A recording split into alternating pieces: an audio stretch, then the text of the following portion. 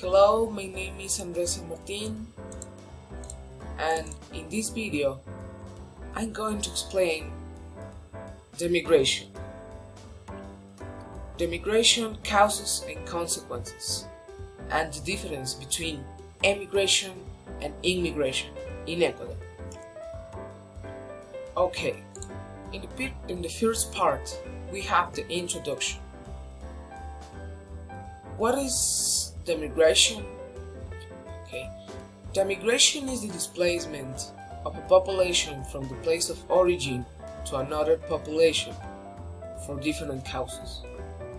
In immigration, we can find the case of Venezuela, who the population wants to live here in Ecuador. Now we have causes of migration. The first cause is political. The political refers to political violence and persecutions. The second is economic. We have extreme poverty, hyperinflation, and scarcity. In three, we have cultural. In cultural, we have study abroad. In the four, we have social, insecurity, unemployment. 5 is ecological, with natural disasters and effects of climate changes. In 6, we have the wars, civil wars, hostility from foreign forces. Now we have the consequences of migration.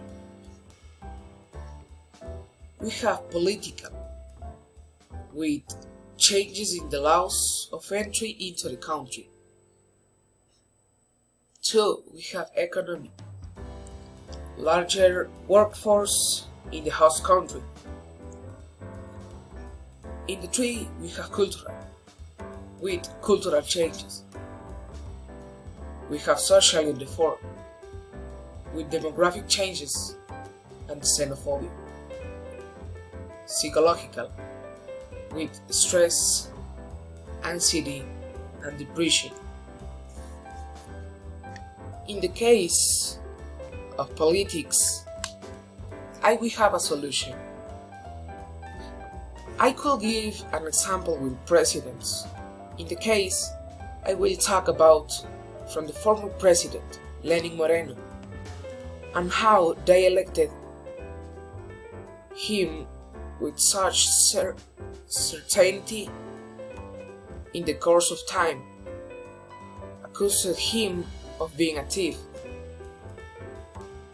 And my point of view is that we electing a president people only look at the proposals that suit one, but not the proposals that are conveyed from the people in general, from the whole of population. Thanks.